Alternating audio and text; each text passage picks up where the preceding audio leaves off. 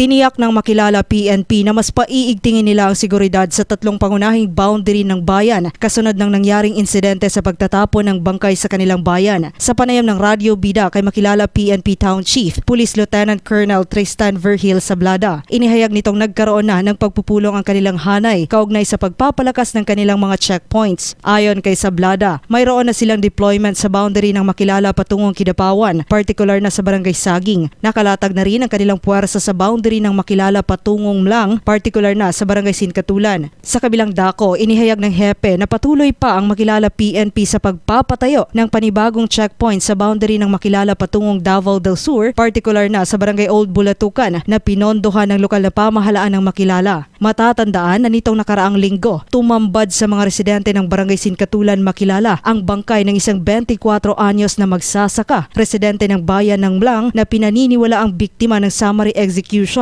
saka itinapon sa naturang lugar. Dahil dito, binigyang diin ni Sablada na regular na magpapatrolya ang mga tauhan ng Makilala PNP upang masubaybayan ang bawat galaw sa mga boundary. Dagdag pa niya, magkakaroon din sila ng koordinasyon sa lokal na pamahalaan ng Makilala at sa mga barangay patrol upang mas epektibong mamonitor ang lugar at mapanatili ang kaayusan at kapayapaan sa bayan. Joan Oranio, NDB, Bida Balita.